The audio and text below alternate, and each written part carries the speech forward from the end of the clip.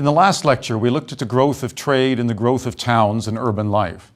And we saw that the introduction of a money economy began ultimately to dilute and eventually to undermine the medieval economy based on manorialism and based upon the administrative structure of feudalism. And at that point, we said that the introduction of something for which the system was not designed, and that is cash, meant that the old traditional structures no longer worked. What we need to do today is to see exactly how the spread of this cash economy was focused first in Italy, that gave rise to the Renaissance, and then also to see how the ideas that were generated by new needs in a new society created what really amounts to a dynamic civilization in Italy that spread unevenly across the rest of Europe, after having begun at the end of the 13th and beginning of the 14th century in Italy, and then by the 15th or 16th century had in fact begun to animate the entire continent. And that is not just the Renaissance, but its cultural expression known as Humanism. The Renaissance began in Italy for a number of reasons, but the most significant is partly geographical. Italy sits in the middle of the Mediterranean, and so consequently was the place of contact between whatever long-distance trade continued in that sea between the rich Eastern cultures of Constantinople and even the Islamic Levant into Europe. Also, because of this continued trade and because the headquarters of the church, the papacy, was located in Italy, it meant then that there was always urban life. And urban life has certain requirements. Urban life, as we've already seen, requires that there be surplus production in order to feed the towns, and also a certain set of skills, such as lay education, such as a money economy, and also the ability to exercise certain skills based on the knowledge of law and based on the knowledge of languages and economic activity. So Italy had an advantage, and an advantage that it began to capitalize on very, very effectively, and once more as a consequence of the Crusades. Because feudalism had set down very, very superficial roots in Italy, especially north of the Kingdom of Naples, it meant then that some of the structures that we've talked about in the north didn't really inhibit the development of towns and cities the way that we saw happen in the early Middle Ages north of the Alps. So consequently, cities in Italy then could develop with a degree of interdependence, a degree of independence. Moreover, because of that great ideological struggle, that division that separated all Europeans into those who supported the sovereignty of the Church, led by the Pope, that is, the Guelphs, and those who supported the sovereignty of the successor of Roman secular rule, that is, the Holy Roman Empire, or Ghibellines, because these two were so evenly balanced in Italy, it meant that it was impossible for one force to impose a singular order anywhere on the peninsula. Italy then remained a mosaic of states, not unified until the second half of the 19th century. And indeed, Italy benefited from this because it became kind of an experimental world in which economic and social and political ideas could be applied to create a whole new civilization. And that, to some extent, is what the Renaissance was. It's often been called the cradle of the Renaissance, the city of Florence. And the reasons for this, I think, are clear.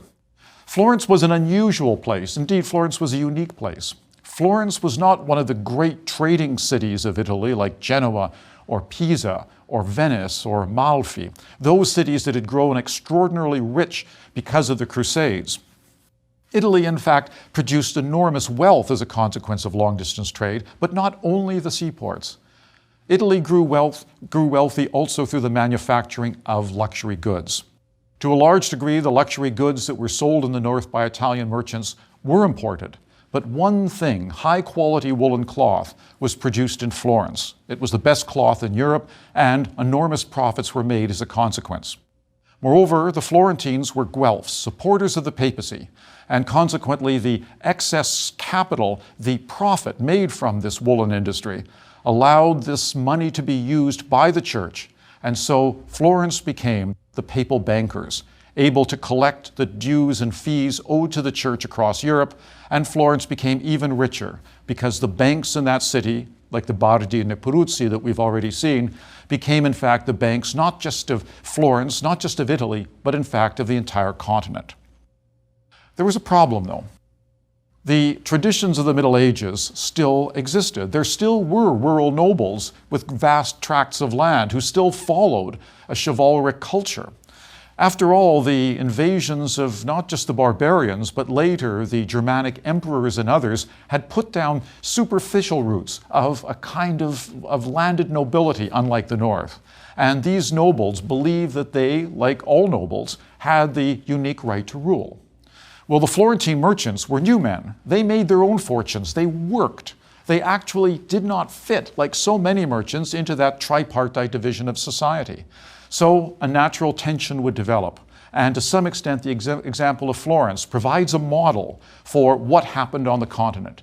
The tension between newly enriched, rising, powerful, educated, sophisticated urban merchants and traditional nobles who believed that they were born to rule and saw the merchants as parasites, despite the fact that they could only live in the style to which they had grown accustomed because of what the merchants did. Well, how was the problem solved? How was this tension ultimately worked out, especially in a city like Florence? The situation in Florence actually became desperate. It was a world of the Montagues and Capulets. It was a world of pitched battles in the streets, battles between groups of rival nobles and some of the wealthy merchants who had grown rich so early that they threw in their cultural lot with them. Well, civil war and any kind of internal instability is bad for trade as well as bad for government. So something had to be done. And ultimately in 1293 something was done. The ordinances of justice established really a guild democracy, turned Florence into a republic, and banished those nobles back to the countryside. The aristocrats were named. Their extended families and kin were listed. And if you were on that list, you could not hold public office, you couldn't matriculate at a guild, you were put on parole as a group, you had to post a bond for good behavior, you had to tear down your fortified towers in the city. In other words, you had to be controlled by the new group now dominant in the city, merchants. And these merchants did what every group in power always did. They began to reorganize society and the structure of the city economically and politically as well as socially to suit their own needs. And their needs were clearly the needs of a mercantile class based upon earning their own cash and developing a foreign and internal policy that would benefit their economic activity. But there was another issue. We talked about feudalism as needing an ideology, and that ideology was chivalry. That is a set of values and principles that allowed a group to identify not only with this cultural model, but with themselves. So they had the outward and visible signs, the caste marks of being part of this elite group. Well, what about Italy? What about Florence? What about these merchants who, after 1293, dominated the Republic? They too needed an ideology. They too needed a culture. And in fact, one was available. Because, as I said, trade had never altogether ceased in Italy, because city life continued to develop even during the darkest of the Dark Ages, such as they were, there always was a sophisticated connection with the past.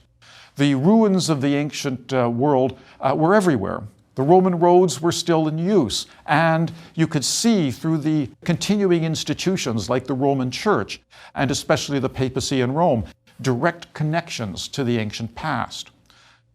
And with these things, it was possible for those merchants in Florence to identify with certain principles that animated the ancient world because they spoke directly to them.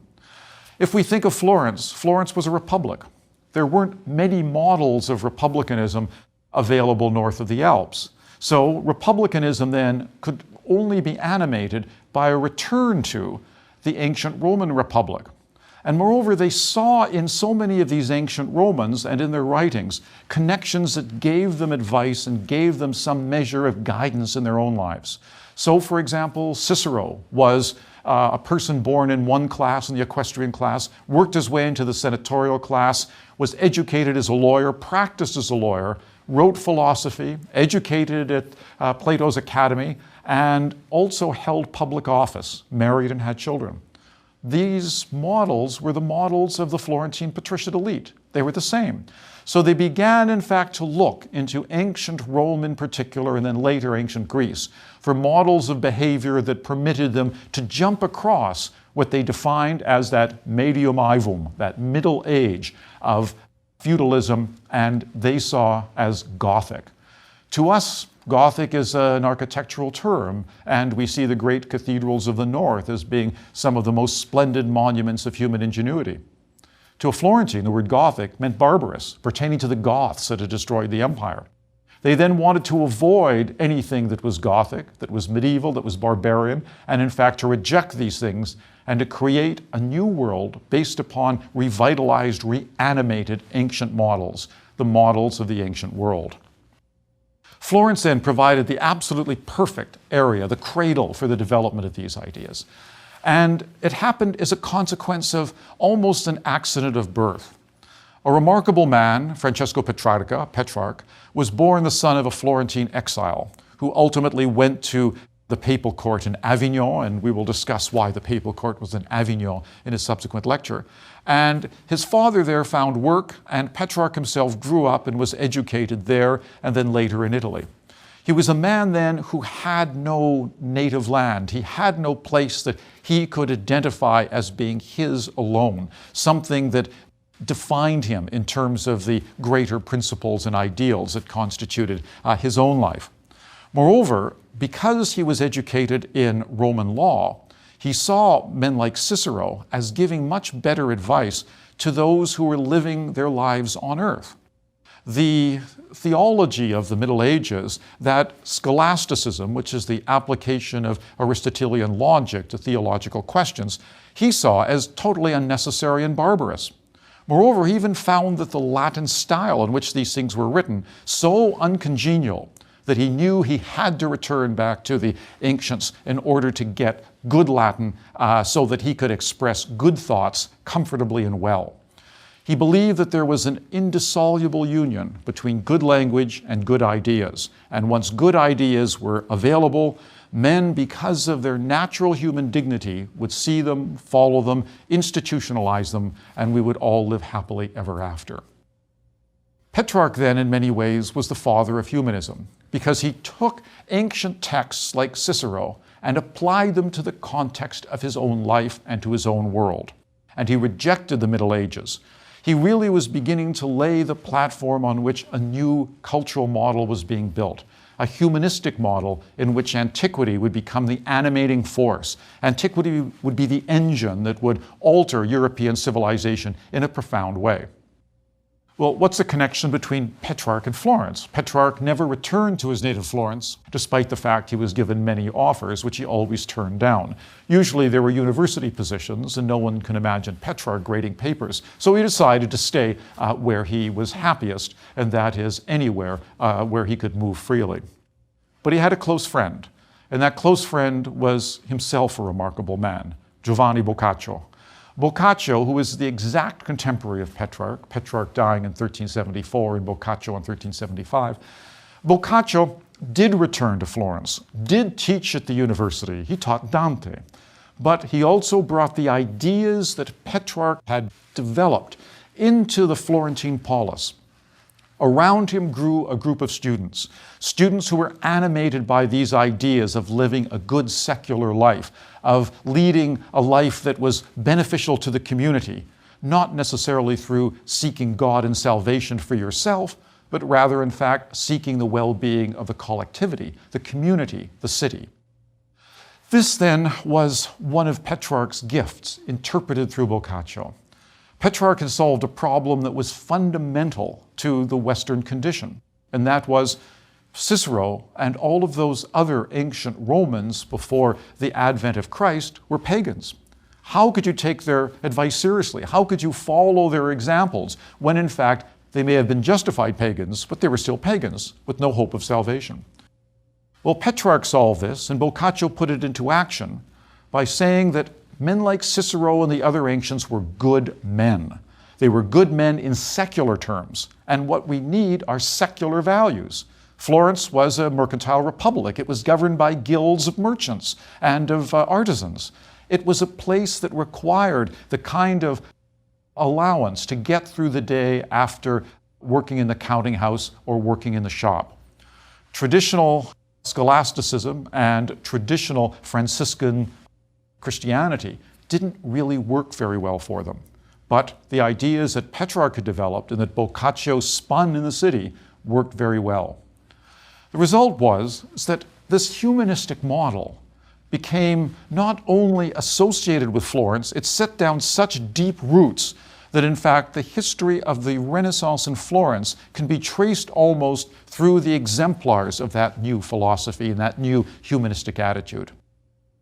There arose around that circle of Petrarch and Boccaccio some individuals, the most famous of whom, Coluccio Salutati, was invited in 1375 to come to Florence and to become the chancellor. The chancellor was the head of the civil service. He was the one who spoke for the Republic. He was the one who not only wrote the letters, but he also did the hiring. And as a mercantile republic, there was lots of hiring to do. Because unlike the North, where your birth and the position that you held in society largely determined the level of responsibility you'd have in the community, Florence, as a mercantile republic, required expertise and knowledge, legal knowledge, economic knowledge, and skill in writing and skill in speaking. So Coluccio Salutati, that follower of Petrarch and friend of Boccaccio, when he arrived in the year of Boccaccio's death in Florence, he in fact institutionalized Petrarch by in fact ensuring that his humanistic ideas would become the platform on which the Republican expectations of success would be built. And as chancellor, he did what every good HR person would do. He hired clones of himself, people who shared his models, people who shared his expectations, but most importantly, people who shared his love for ancient literature and his understanding that through eloquence comes truth. We also have to remember that Florence was a republic. And so the ability to speak well and to speak clearly in order to move your fellows to lead them to good policy and away from bad was fundamentally important. Language then wasn't just an element of individual polish. It was an instrument. It was a vehicle to actually run the Republic itself. Salutati's successors as Chancellor in Florence read like a who's who of humanism in Florence. Leonardo Bruni, Poggio Bracciolini, Carlo Marsupini, these great humanists held this office and they did what Salutati had done first. And that was to ensure that humanism would become part of the culture of the dominant elite. But why would it move from this political model, from this set of skills necessary to run a republic, to what really amounts to an elite ideology, to a caste mark, something that would differentiate these Republican patricians from, let's say, feudal nobles? Well, the reason is that Florence was a republic. So you didn't have an ancient name, you didn't win fame by having an ancestor who fought in the Crusades and became famous.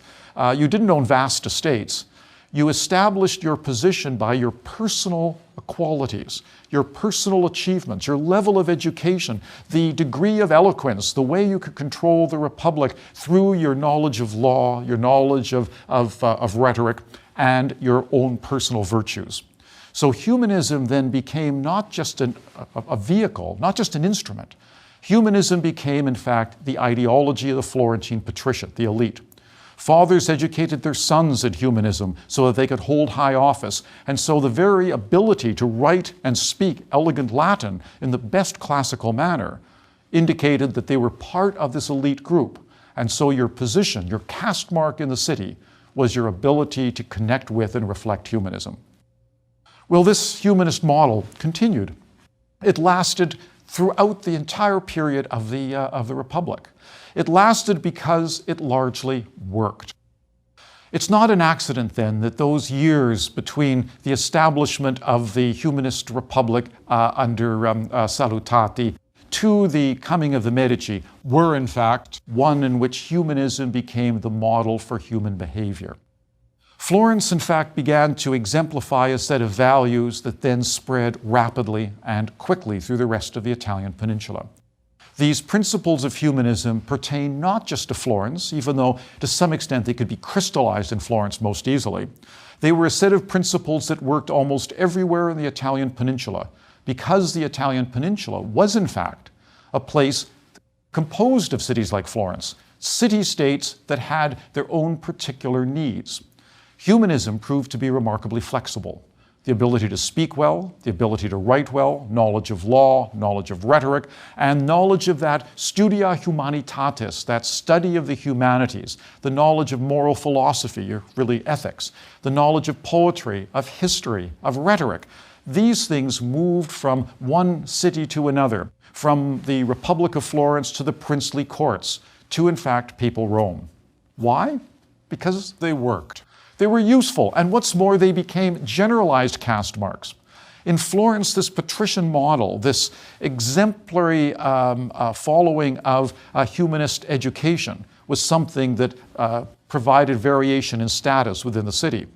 But once letters had to be written in correct Latin, once the understanding was that rhetoric could be used to influence others outside the city as well as inside, then every court, every republic, and even the papal chancery itself had to follow it. In other words, once the model of classical knowledge and classical education became the foundation for what amounted to a new cultural regime, it became necessary to partake in it, to be active and engaged.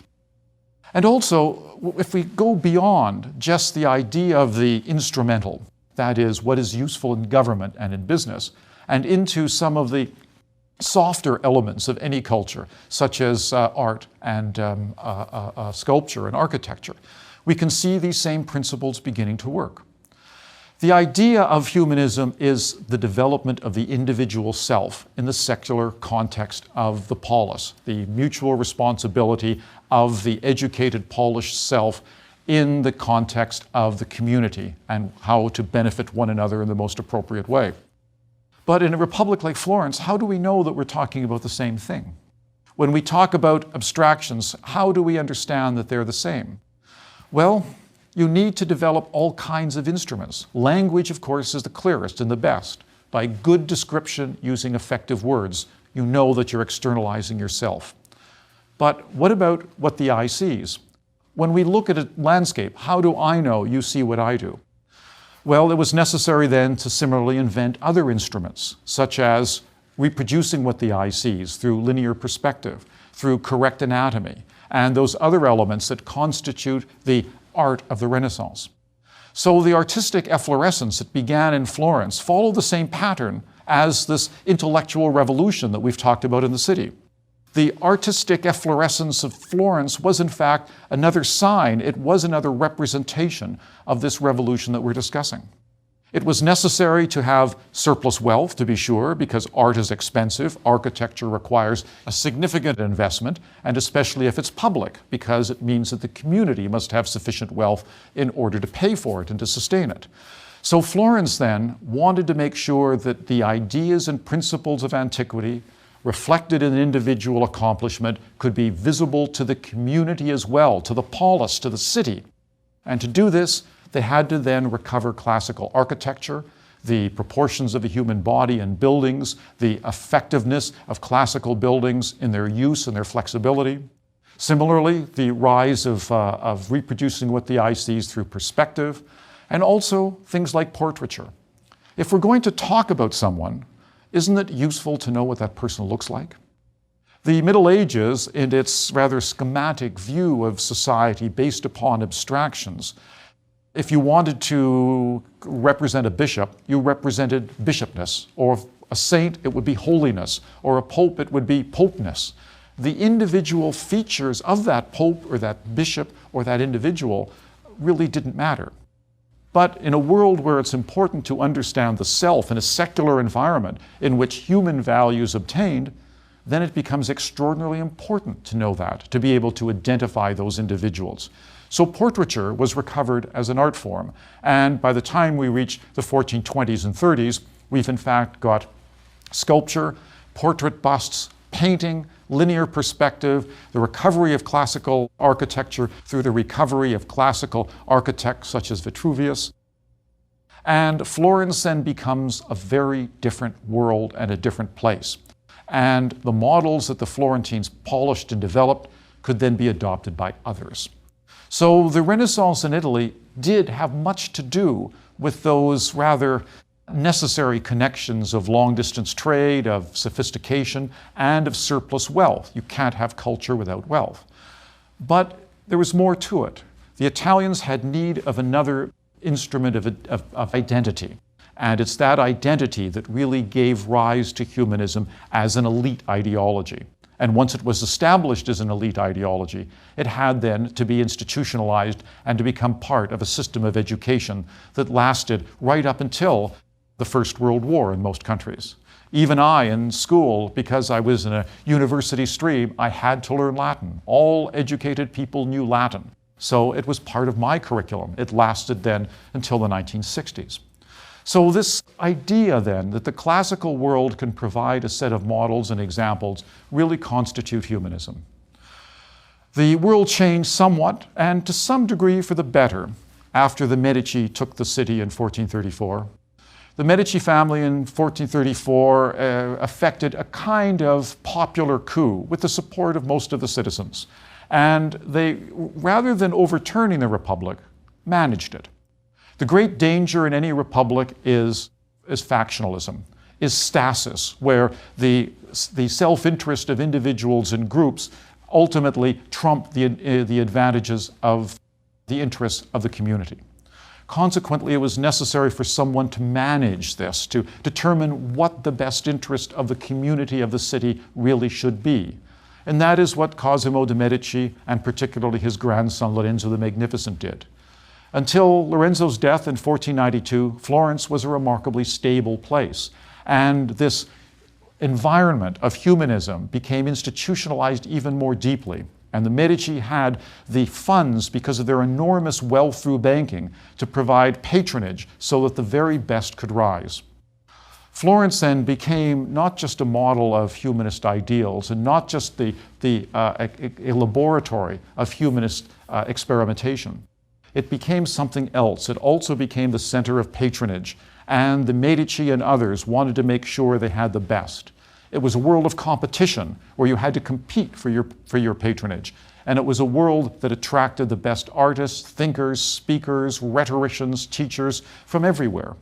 And so Florence then becomes an example of what humanism can do and what the Renaissance had achieved. The overthrow of the Medici in 1494 began a period of chaos in which some of these things were challenged. But the roots by then were so deep, the piers into the ground of this humanist superstructure were so well established that humanism, as I suggested, remained the element of a liberal education well until the middle of the 20th century. We're going to look in the next lecture at something different and a challenge to this. We've seen, in fact, how the Renaissance was, to a degree, a way of institutionalizing a set of new circumstances that allowed for a challenge to the very, very well-established and traditional and conservative order that was feudalism, the manorial economy, and those other elements that chivalry represented. But there were also challenges to the circumstances that we're discussing. And those challenges were institutional as well. We've seen then how the economy and the change in the economy, the change in the social structure and the change in social mobility in the Italian cities began to challenge a sense of assumptions about how the world worked. There was one institution, though, that was so deeply enmeshed in every aspect of life, that was one of the pillars of Western civilization in which this challenge, in fact, worked out in a most dangerous way, and that was the Roman Catholic Church. The challenge that arose to the church as a result of the Babylonian captivity and the schism was so profound that it shook Christendom to its very foundations, at the end of which the church was never able to emerge as strong as it was before, because so many of the things that we've been talking about made people question. No longer would they accept on principle what was told them from those above.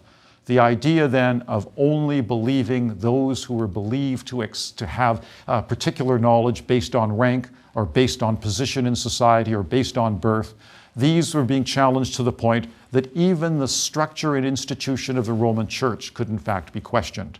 But it took a crisis so great that it called into question not just the leader of Christendom, the Pope, but also the very nature of sacramental Catholicism.